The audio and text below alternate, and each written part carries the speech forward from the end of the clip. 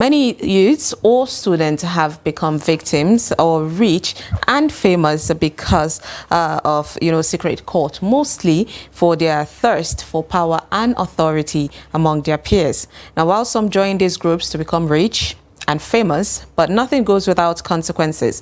Now, this menace has caused a lot of damages to properties, loss of innocent lives, and closure of school, due to the fights among different groups. If nothing is done, then many, will fear youths and students in schools and the society at large.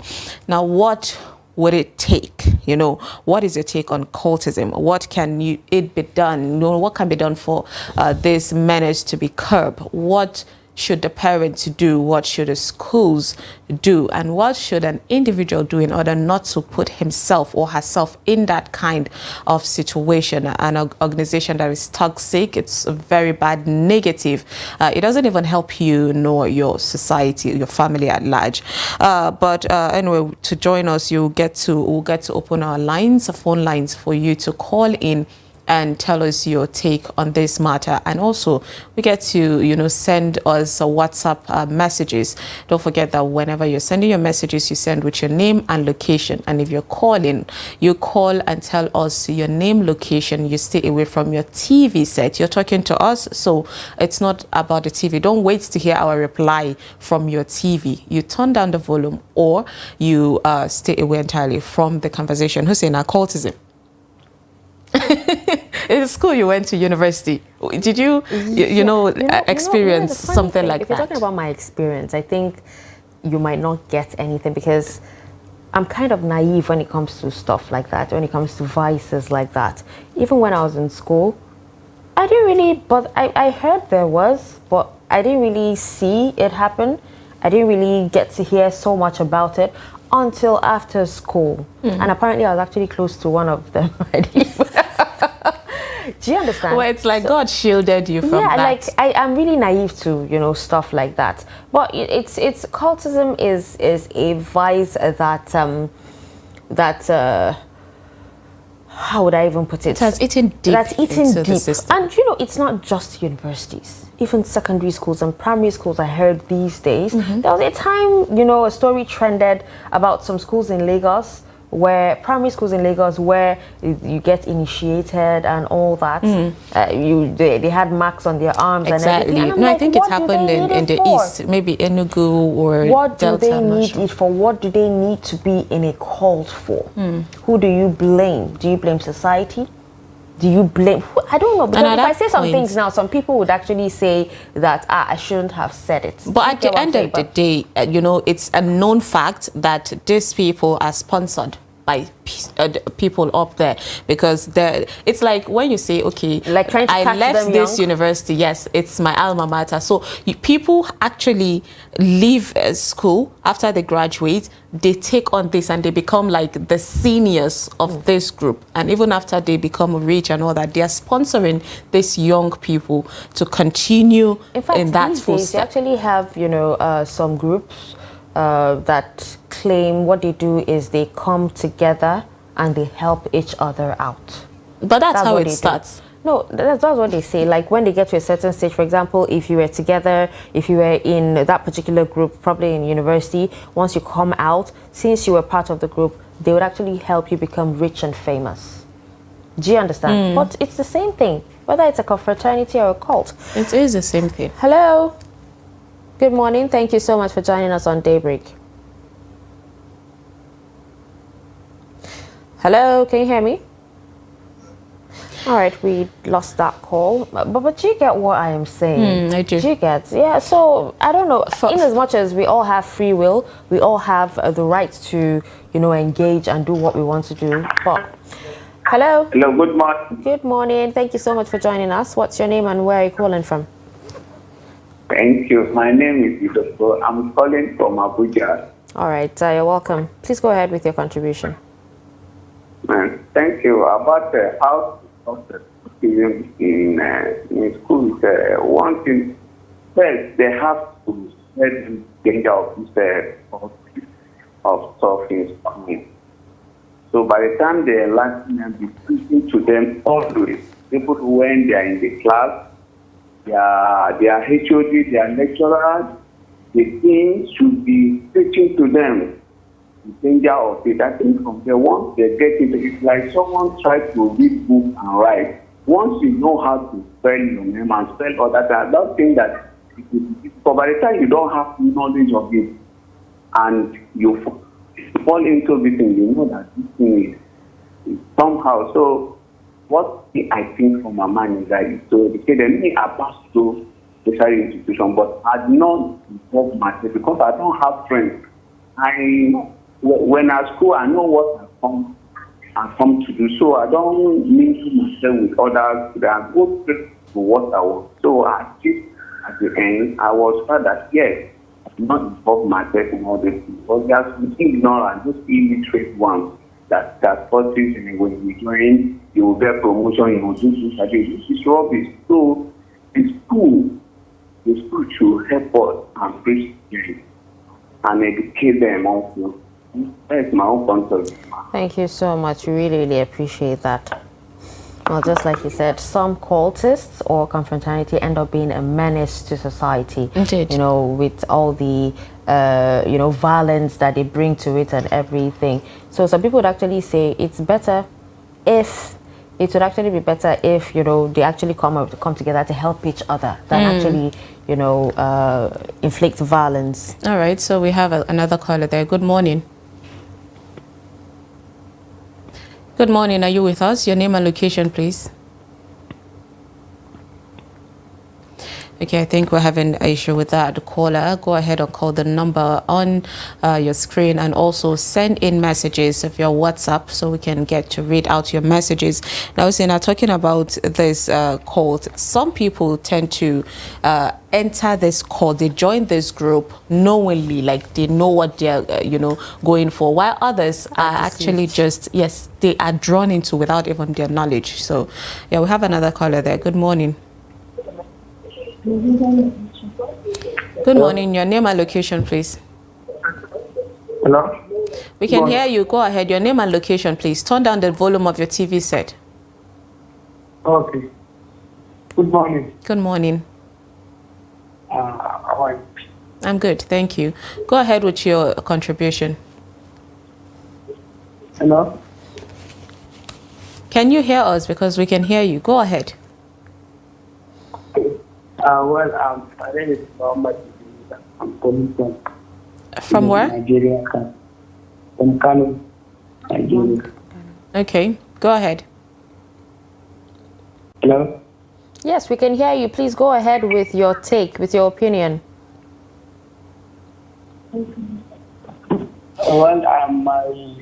I reckon is not also. So when it stops, so it can also, cause some violence and some, unnecessary, news to other people. So my opinion, we should not to be stopped actually. That's all I can say about the statement. All right, thank you so much, Mohammed, for your contribution, even though we didn't really quite make out what he said, but we really appreciate you. I think I got the violence, so we shouldn't Yes. associate ourselves with that. So I think I got that part there. Like I was saying, people get easily lured into, you don't even know what you're signing up for. And a friend could just tell you, there is something, just come join me, and before you know it, or they will tell you that we protected you, we give you something, so you have to join, and you start getting threatened to join that particular group. All right, so we have another caller there. Good morning. Good morning. How are you? We're fine, thank you. Your name and location, please. I'm Buhari Doro from English Zaria. Okay, go ahead, Buhari from Zaria. Yeah, yes. I think how to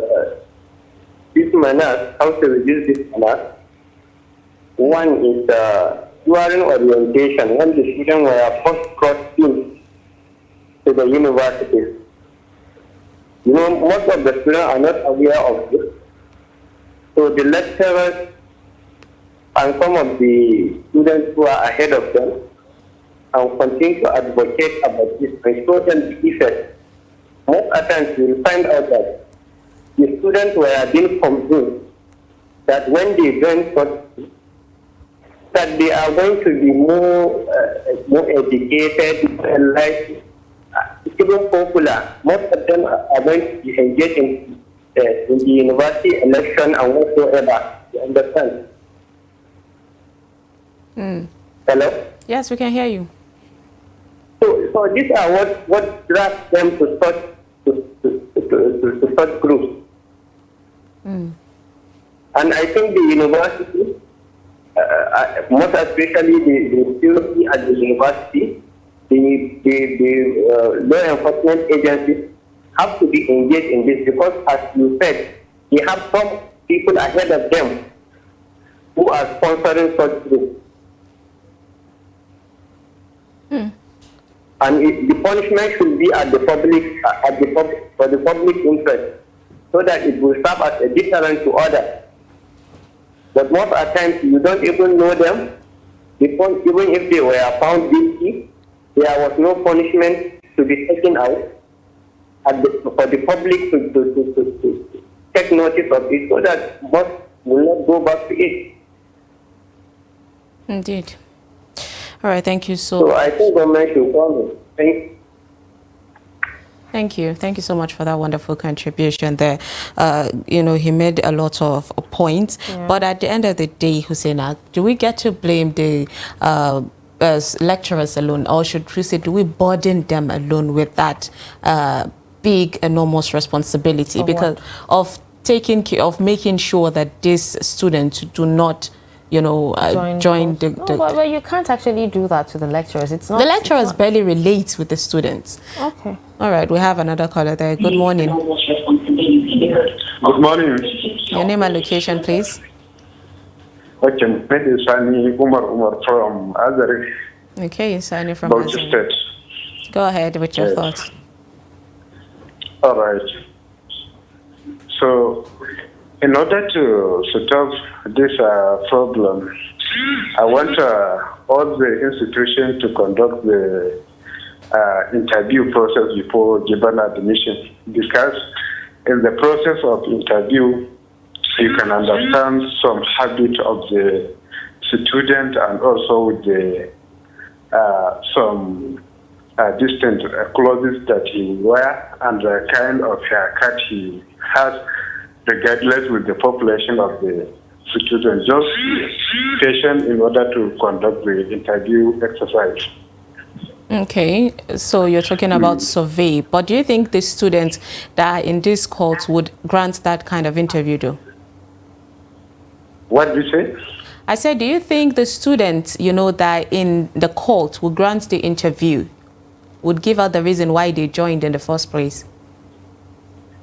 So, some problems related to the students who are coming to the schools during the admission process. Some of the students, you may not know where they are, you may not know their character, but through that interview, you can be able to understand all the content of the particular student.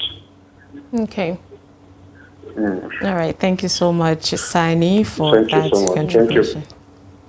All right. So interviews, though, how many students do university take in a year? A lot. Thousands of so them. That it's something that I don't think the school have that capacity, that time the to lecturer put in. should actually not be saddled, because in a class, we actually have you can have up to 500 students. Do you expect one lecturer to relate with that all student? of When them. you actually have, even lecturers, you come do their jobs and go, The only way they can relate is probably if they have assignments or if they're project supervisors and everything. And when it's time for projects, it's already a bit late. Do you understand? So it's not possible to burden the lecturers with that. Indeed. Hello, good morning. Thank you so much for joining us on Daybreak Extra. What's your name? Hello? Oh, we lost that call. Please do not forget to send in your messages as well. You can call and send messages. Hello, good morning. Thank you for joining us on Daybreak Extra. Please move away from your TV or turn down the volume. Hello. Please stay away. Reduce the volume of your TV. Talk to us over the phone. Okay. Hello. Yes. We can still hear ourselves here from your side. Okay, can you hear me now? We can hear you from. Can you? Yes, we can hear you. Yes, your name and location, please. Okay. Okay, I'm Nobu calling.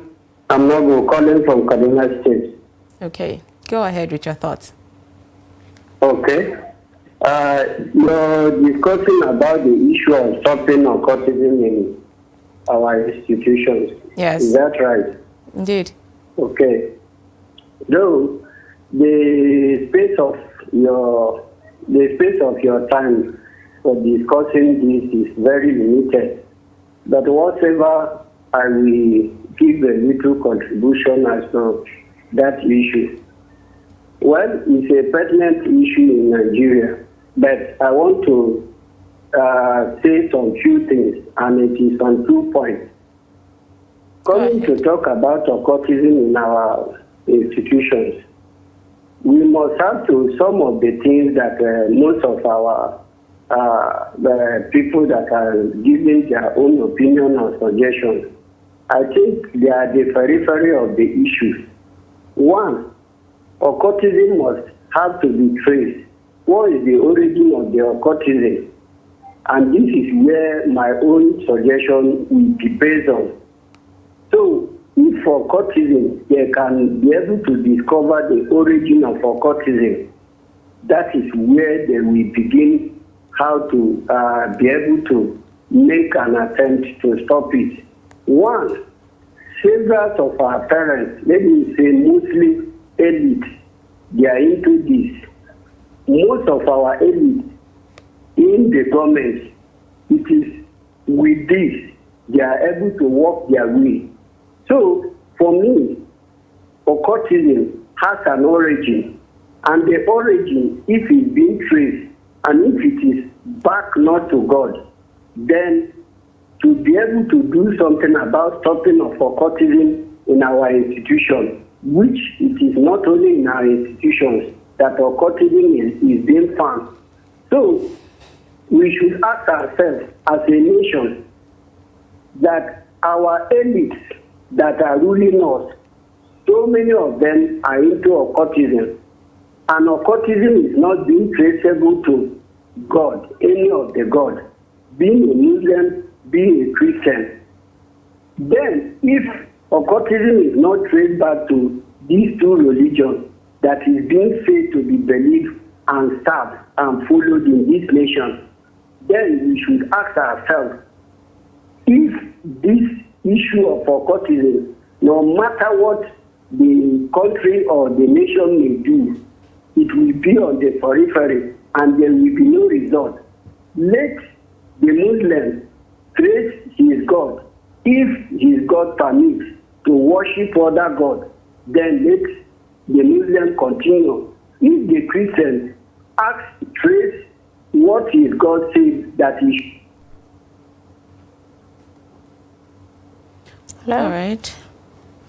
I think we lost that call there, and he was going deep, even though he deviated a bit, from the normal cultism and went deep into the whole occultism of people going to shrine and all that. Even though we know that, cultism goes with that kind of swearing in, swearing just because they want to make sure that their secret is safe with you.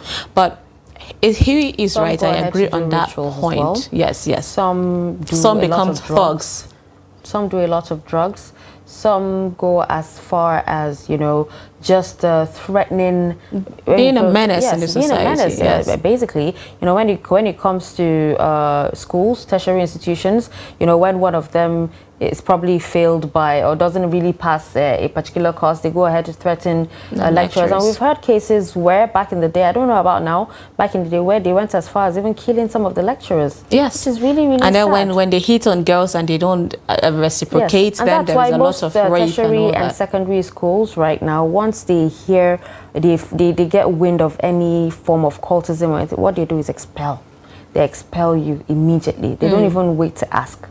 It's a really bad thing, eating deep, because when you give these young children, youths, arms and then drugs, they become power hungry and they just act without even thinking and hurting people in the society. All right, we have another caller there. Good morning. Your name and location, please. Muhammad Umar from Kaduna State, from Kaduna State. Okay, Muhammad, go ahead. I watch morning breakfast, day breakfast, I mean. Okay. Hello? Yes, go ahead. We can hear you. Hello, we can hear you. Please go ahead with your take. All right, I think we lost that call there. Good morning. Good morning. All right, we lost that call there. Go ahead, send us messages on WhatsApp, to share your opinion and thoughts on the matter. We have another caller there. Good morning. Good morning. Yes. Good morning, Sumaya. Good morning. Yes, Muhammad Modibo calling from Gombe. Okay, Muhammad Modibo, thank you for joining us this morning. Your thoughts? Thank you very much for having me on the program this beautiful morning of today. Indeed. Go ahead with your thoughts. Yeah. Let me start with the society we live in. We are living in a society where respect accorded to people is based on their material possession. Nobody cares about your integrity. Nobody cares about your reputation. Nobody cares about your pedigree. Then come to homes in the family cycle. The truth of the matter is parenting has collapsed. We have parents that doesn't pay attention to their children.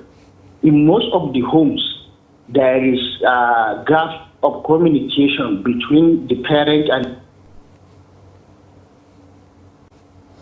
There seems to be an issue with... Indeed, and I was so eager. I wanted to hear what Mohammed, his points, because he was, about to hit a punchline.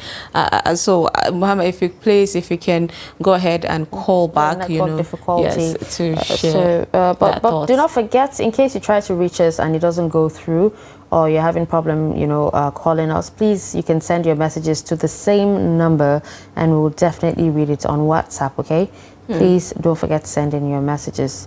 Okay, I think the point he was hitting was about parenting, and a lot of situations, especially something like cultism, there's a lot of stakeholders involved in that one. And sometimes when parents tend to bring their kids closer, then if there is any situation happening outside, then the child can quickly come and relate and tell their parents. But when there is a huge distance between you and that child, he has to find someone to rely on. Some would actually say, once you instill good morals on, in your children, then, everything, they go through life easy. But sometimes these children need to follow up. They're forced to join. Do you understand? And then when you're forced to join or even threatened with your life or that of someone you love, what do you do in that case? You need to follow up.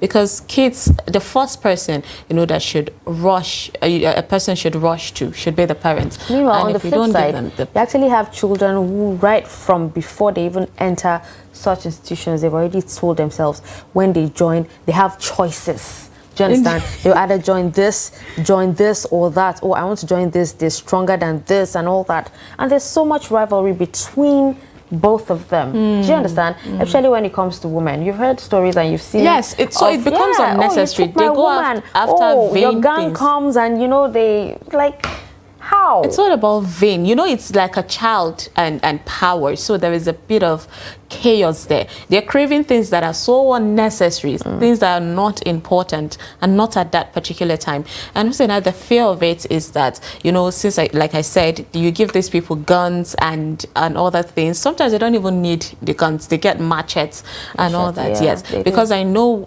back in the day in my university, there was a situation like that. A very quiet boy whom everybody used to see as this quiet. I feel like they fall more victim, because it's easy to draw them into this circle, and because they don't talk, they can't share it with someone for the person to tell them, no, don't do this. That's really sad. So he a quiet person, but there was a clash between two gang, and then I think it was the first time for him. in order to prove yourself, they'll be like, okay, there's an operation and you have to be at the forefront. So he went there and someone died. Wow. And he was the one who stabbed that person. Wow. So it was before, you know, they were looking for him, because it wasn't just the victim, there were other people that saw the situation. So they were looking for him. He was expelled and the police were after him. He was later caught. It was a sad situation, and stories like this are happening a lot, where people just come and do whatever they want and feel like there is no consequences to that. And so who do you blame at this situation? Because parents are, yes, at the forefront, but they can't do it all. At the end of the day, these people, these children need to also take responsibility. They have their lives to lead exactly. as well. So the best the parents can do is, you know, instill good morals, good values in them and send them off to the world, do you understand, to become who they think they would be. So it's just for you to keep checking. Yes, a little bit of guidance every now and then, you know, from parents won't hurt as well. Check up on them, talk to them and all that. But how many can you really, you know, it's really how sad. many can you deal with? And when it comes to your universities, I think what the universities should do is just to monitor the activities in the campus and around. I think that's where their power, you know, stops. So in the vicinity of the campus, you just make sure that your security people are on alert. They tend to pay attention to little details that would show that, okay, these people are gang or something. What can the security do? No, it's just like you said, you know, they should be expelling. You know these people are here in order not to draw other people in, because they tend to draw people in whether you like it or not. They want the numbers. So so that's what they keep doing. And if things like that is done, that way they can at least curb the effort or the large number of people that could join that kind of group. When you remove, it's like you're, you know, detaching them from the power of that institution, because if they're there, they have ears on ground. So that's what the institution should do, I think. And when it comes to the government, the government should, you know, talk about, they should handle the situation like one caller called and said that it has to go back to the history of how this whole thing started. Who are the sponsors? Who are the people helping these kids and youths to do this? So if the government can also check on that one, and there should be a repercussion, like you have to pay. There should be a punishment for those, you know, to serve as deterrents to others as well. Everybody has something to do. Like, everybody is a stakeholder on that one. And someone like me, I'll check on Husseina to make sure, you know, she doesn't get. You yourself should try as much as you can to be streetwise, smart enough to know, you know, when things aren't adding up. Yes, when something isn't adding up, and when you should, you know, just be smart. And your spirit will always tell you. And if you're smart, you always know that there's something up. With do you that understand? person. So you need to be focused. Just if you focus on your book, I don't think there will be anyone that would even come to, because most people actually go to universities and they engage in different things. They go there for different reasons. Number one reason is to leave home, to break free from their parents. Yeah, freedom. Whatever happens after that, you know, it's on them. Yes. Do you understand? Some go there and they turn to something you would not even recognize when you see. And some go there and they focus because they want to make it in life and everything. Okay, there was also a story, speaking on that one, of another innocent person that ruined his life as well. Was someone with he has a mom, and she's a single mom, taking care of him. At that time, I think she cooks, she's this food vendor. So she made sure he was super comfortable. You know, way back Abuja University, the houses around there, it's quite expensive, but then she rented a place for him, and he had a roommate. Exactly. And even at that, he got lured into that kind of situation. And then greed is also a factor. Exactly. Yes, and when you're not content with what you have, you know, you would want more, and then that's the number one thing. How the roommates picked on it was that person started bringing in different kind of friends. You know, you see these friends and you know there is definitely something wrong with them. So as the situation continued, there was a day in the middle of the night, he came back running, like, oh my God, open the door. And Yes, so they did something and then they were looking for them. And that roommate was like, no, this is the line for me. I'm done. I'm not going to leave myself in that situation. It was actually somebody that called the roommate to be like, your roommate is in court. He's a court member now. So that person was like, oh my God, I know his mom. I know what she went through, you know, for this person. And and that person blamed himself, you know, for not figuring it out at the earliest, for helping him. But at the end of the day, even when you want to blame people around you for not paying attention to you, you also need to take responsibility for your actions. Definitely. There are things that you know it's a no-no, like drugs. You know, when you take drugs, it ruins your life, so you stay away from it. You know, when you go to cult, it ruins your life, so you stay away from it. All these are things that I think, you know, we see, we know, but we're just curious. Have you heard of a female cult? Yes. Wow. Yes. Like I said, I'm actually really naive. Yes, but I feel the female court, this just starts as, you know, no, we're just here to just appear as a strong front, female, you know, protecting ourselves and everything. Exactly. So it all starts like that, like. Okay. And then if there is rivalry, then that's when you see the cats out. Let's take some messages. We actually have so many messages dropping in Indeed. on WhatsApp. And we'll take this one here that says, good morning. Stopping cultism in schools requires a multifaceted approach. Some key strategic strategies include awareness and education, implementing programs to educate students about the dangers of cultism, its consequences, and the importance of maintaining a safe and healthy learning environment. Strict disciplinary measures, that's enforcing strict disciplinary actions against those involved in cult activities to deter others from engaging in such behavior. Collaboration with law enforcement, that's working closely with law enforcement agencies to identify and apprehend leaders and members of cults operating within or around school premises. Parental involvement, encouraging parents to be actively involved in their children's lives and education. Fostering open communication to detect early signs of cult involvement as well. And strong security measures, that's enhancing security within the school premises to prevent unauthorized individuals from gaining access and influencing students. Now, yes, this person dissected this matter, like giving every stakeholder, you know, room to add up, you know, the responsibility that is on them. So that's the thing they need to do on that one. You know, the awareness and education, universities should do that. All right, we have another message there. It says, to stop cultism in our school, we need a value reorientation. Indeed, let us look at the reason why students involved in cult. Many are because of fame and some because of passing exams. But by the time we focus on skills and knowledge, you know, not certificates, then those doing it to pass exams are dealt with, and this should you know, start from the grassroots. Indeed. Now that was according to Saidu Yakubu. Is it Wada or Wade? You forgot to add your location there. All right, we have another one. Says, good morning, sisters. Good morning. Engaging our youths in meaningful ventures, abiding by rules and regulations, having faith in God as the only protector and provider, prosecution of those found guilty of any cult-related issue, and many others would help a lot in overcoming cultism. Indeed, this was according to Aliasa Ogarba from Maiduguri. Thank you, Aliasa, for that amazing message there. Yeah, it's all about engaging the youths, you know.